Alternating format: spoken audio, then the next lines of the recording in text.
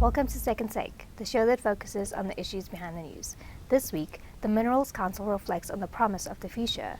A new material may bring down the fuel cell cost curve, and a smelter in Zimbabwe heeds the local beneficiation call.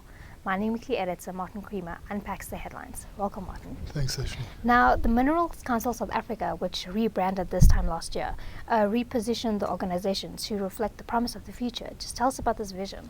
Yes, it's now able to put the baggage of the past away. And when you think of, I don't even want to mention the old name because we must put it behind us. You know, there were often things that they were associated with, including migratory labor and people not living together as families that, you know, South Africans really feel ashamed of.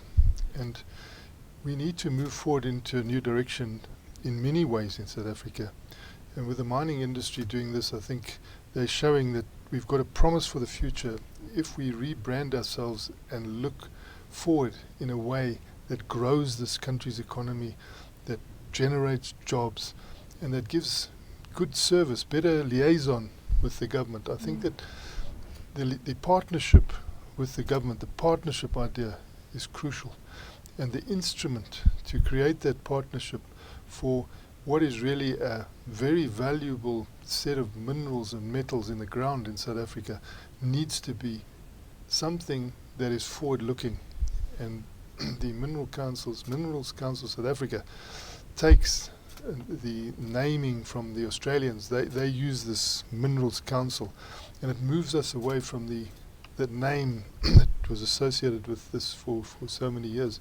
It would be wonderful if that chamber sort of idea is also eliminated in some of our industrial setups there, because you sort of reflect on the past. Whereas when you come up with a new name like this, you tend to look forward, and you can see that people are looking forward. Even the actual headquarters, you know, of the company in Johannesburg, they are sprucing it up.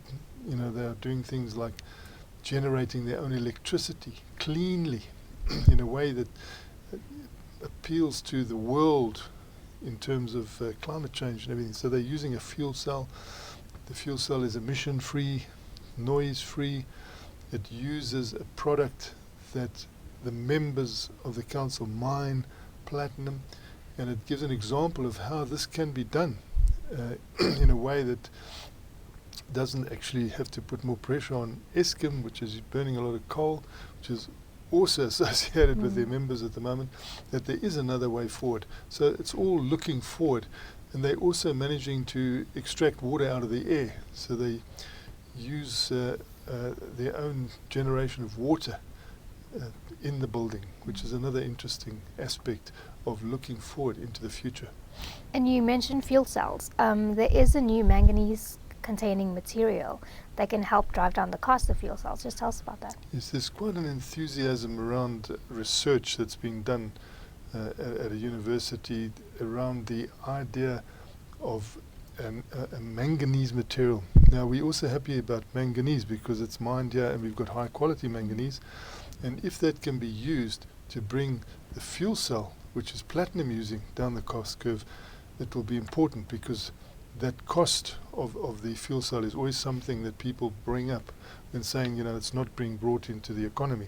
But we know that the hydrogen fuel cell as we use it now is the only guarantee against emissions into the atmosphere. Because if you've got a normal electric vehicle, if you haven't got clean electricity, you also really haven't got a clean car. But if your source of electricity is clean, and the whole idea is that we'll use the sun and wind in association with this, we could really claim to be clean on this globe when it comes to car emissions. And the manganese side of it is around a sieve that is used in this hydrogen fuel cell that the researchers say could bring it seriously down the cost curve. You know, often the researchers are very enthusiastic and sometimes it doesn't really make commercial reality, but we'll see what happens with this. In the meantime, some enthusiastic statements are being made, and there are a lot of publications these days that are concentrating on this. So you're getting news all the time. Perhaps it's not properly interrogated, but it seems now that perhaps with the help of manganese, the fuel cell which is so important to South Africa because it uses platinum, can become more of a commercial proposition and sold in a more widespread manner. And lastly, Anglo American has made an investment in a smelter in Zimbabwe in line with beneficiation commitments. Just tell us a bit about this. Yeah, when you think of beneficiation, you think of power, where they're getting the electricity from. When you read the headlines, you find that Zimbabwe is really short of electricity, so you wonder how they could have built the smelter, which is operating there. Because I think if someone had to go along to the South African government now and say, look, we want to build a smelter, they'd say, just hang on a bit, we're going to have to look at where we're going to get the electricity from. But the Unki mine has got a guarantee from Zimbabwe government that it will receive electricity, will receive the quantity that it requires. And it's all in the interests of adding value in Zimbabwe at the moment. So Unki is associated with Anglo American Platinum. They've gone ahead with this. We've been hearing about it for some time now. It actually launched. We saw at a ceremony, $62 million, and it fits into the plea of the Zimbabwe government: do things in Zimbabwe that lift the value. And this is what has happened. But at the same time, I'm sure Zimbabwe is going to have to do a lot more to make sure that their power capacity rises, and a lot of people living in Zimbabwe are worried about how much they have to pay for a loaf of bread now. So prices have really gone up there. There needs to be some really reform in that economy. But in the meantime, the mining side of the economy is trying to conform to what the government wants for the benefit of the people of Zimbabwe. Thanks for speaking with us, Martin. It's a great pleasure, Stephanie. That's it for today. Join us again next week for more news analysis on the local and global mining industries. And don't forget to listen to the audio version of our Mining Weekly daily email newsletter.